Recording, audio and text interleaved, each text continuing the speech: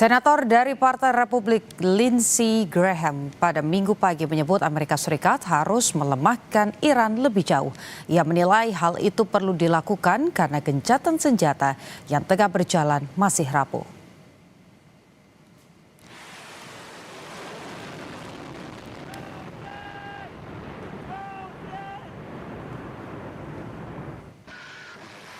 Pernyataan ini muncul di saat Israel sedang berkoordinasi dengan Amerika Serikat mengenai kemungkinan dimulainya kembali serangan.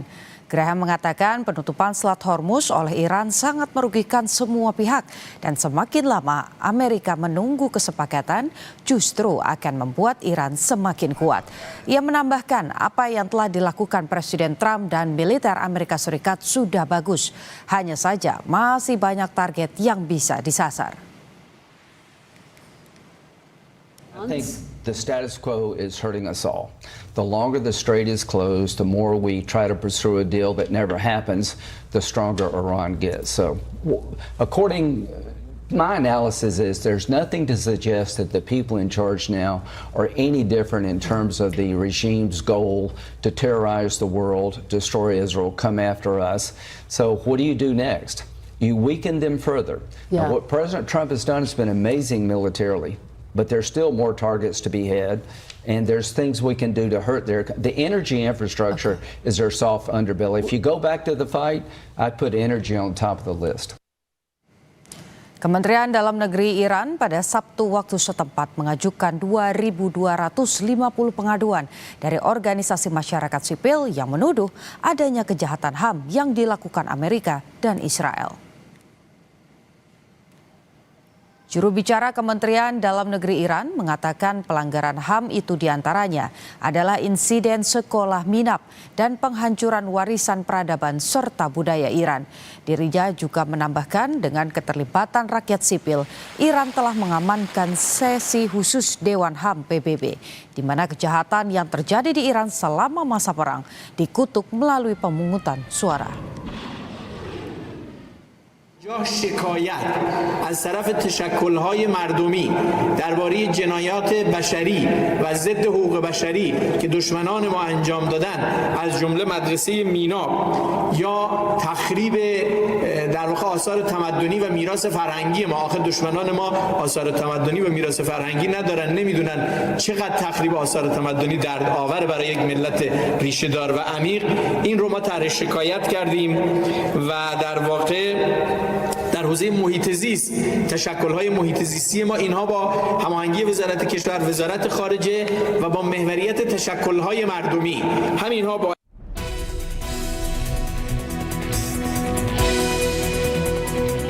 Presiden Amerika Serikat Donald Trump menegaskan bahwa negaranya tidak membutuhkan bantuan cuma-cuma dari Tiongkok untuk menekan agar Iran membuka kembali Selat Hormuz. Trump melontarkan pernyataan tegas mengenai situasi di Selat Hormuz saat di pesawat kepresidenan dalam perjalanan pulang dari Beijing pada pekan lalu. Saat ditanya apakah Presiden Tiongkok Xi Jinping berkomitmen penuh untuk membantu menekan Iran, Trump menjawab secara lugas bahwa Amerika Serikat tidak membutuhkan komitmen tersebut.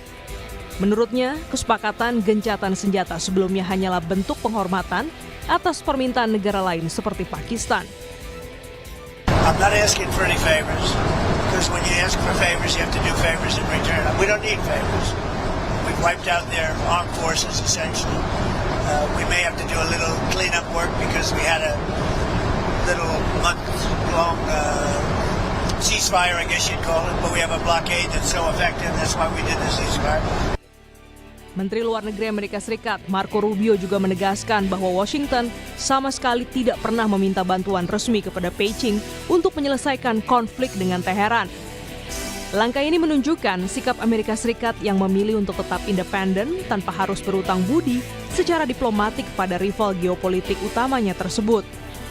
He didn't ask him for anything. I mean, we're not asking for China's help. We don't need their help. But he raised the issue to make clear what our position is and to make it clear so they understand. Because, I mean, it's logical we would talk about it given how dominant that issue is.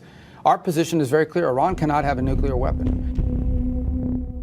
Iran merespons keras retorika Washington dan mengecam keras pendekatan Amerika Serikat.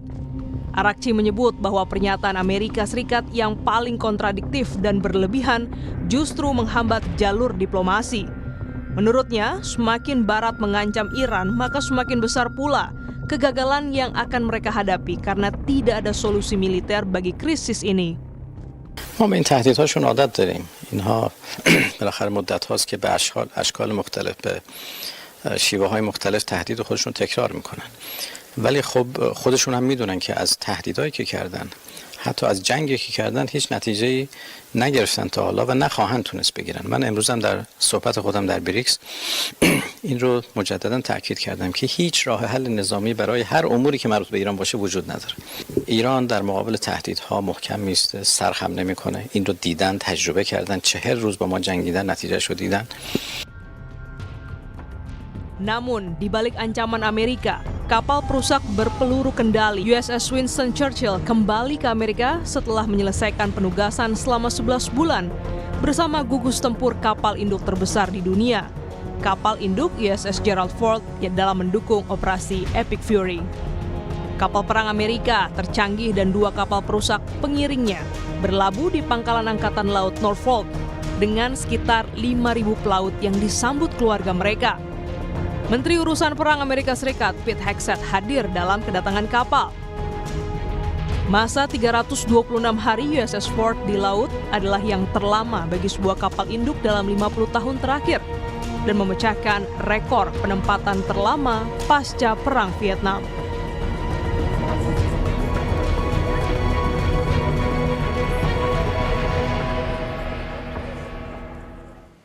Amerika Serikat menarik kapal induk terbesarnya dari Timur Tengah.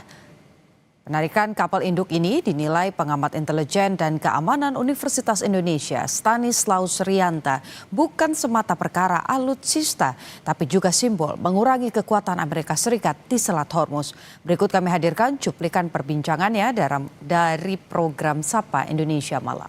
Oke. Kalau saya dari perspektif intelijen, Mas Stanis, kalau memang tadi kata Mbak Angel, ini bukan kekosongan, melainkan di-replace dengan kapal-kapal yang lebih lebih proporsional untuk menjaga dalam tanda kutip laut Iran, dalam hal ini juga Selat Hormuz dan beberapa wilayah di Timur Tengah. Tapi menurut Anda, apakah ini ada indikasi juga ancaman yang membuat Amerika Serikat memilih menarik asetnya di Timur Tengah, atau memang itu merupakan taktik saja dari Amerika Serikat? Ya, perang ini ternyata kan bukan sekedar alutsista ya. Ya. Kalau misalnya hanya persoalan alutsista, Amerika sudah menang jauh-jauh hari karena dari peringkat itu kan Amerika nomor 1, kemudian Iran nomor 15, Israel nomor 14, itu di bawah Israel sedikit Iran. Selisihnya jauh sekali antara 1 sampai 15. Harusnya kalau misalnya itu persoalan alutsista udah menang. Tapi saya melihat begini, satu persoalan teknis dulu, misalnya kapal induk itu ditarik, memang kapal induknya tidak bisa masuk Selat Hormuz, itu memang tidak memungkinkan untuk masuk, karena memang besarnya kapal induk itu sekitar 5 kali lapangan bola lah, itu sangat sulit untuk masuk Hormuz. Jadi dia hanya sebagai transit di luar, di bawah, mungkin di bawah pangkalan di Oman. Tapi kan Amerika juga punya pangkalan-pangkalan di wilayah Teluk, ada banyak ya, sehingga sebenarnya kapal induk itu diperlukan jika memang tidak ada tempat transit, tapi ketika di situ ada pangkalan-pangkalan juga tidak diperlukan. Jadi secara teknis sebenarnya Amerika siap-siap saja jika memang itu masalah teknis, mau pakai pangkalan, mau pakai kapal induk itu tidak masalah, mau ngirim yang tidak masalah. Tapi penarikan kapal induk di tengah-tengah situasi seperti ini kan menjadi simbol ya, menjadi simbol sebenarnya bahwa ini Amerika mengurangi kekuatan, itu semua orang pasti akan melihat seperti itu. Ya. Apalagi ketika ada di replace, kecuali kalau misalnya dikirim 2, ini ditarik 1, wah ini berarti menambah kekuatan. Tapi ini kan kita lihat ditarik saja 1 nih, jadi tidak ada upaya untuk menunjukkan menambah kekuatan gitu loh, walaupun sebenarnya Amerika siap-siap saja itu. Jadi ini perang bukan masalah alutsista sebenarnya, tapi ada masalah lain yang saya kira jauh mungkin dari internal dalam negeri, misalnya tekanan terkait budget. Kita tahu bahwa budgetnya sudah melebihi dari 400 berapa triliun menjadi 500 triliun, dan itu diprotes sama internal Amerika sehingga pada protes. Mungkin tekanan politik dan ekonomi di dalam negeri itu lebih kuat tekanannya daripada soal Iran terhadap Trump. Oke. Tapi bagaimana juga dari sisi Iran, ini melihat Iran dan aktor negara saingan seperti Tiongkok, Rusia, begitu, kemungkinan membaca pergerakan ini melalui lensa intelijen mereka, kira-kira, Mas Stanis? Iran tuh siap-siap saja menghadapi Amerika. Iran kan tidak pernah menyatakan akan mundur atau mengibarkan bendera putih, tidak pernah itu. Mereka siap, bahkan mereka sudah memamerkan rudalnya, mereka sudah membuka pendaftaran milisi, mereka siap menyambut misalnya nanti perang di Selat Hormuz atau mau pendaratan pantai, mau pakai linut, mereka siap dulu. Jadi sebenarnya mau ditambah 2, ditambah 1, Iran tidak menyatakan apa ketakutannya itu loh.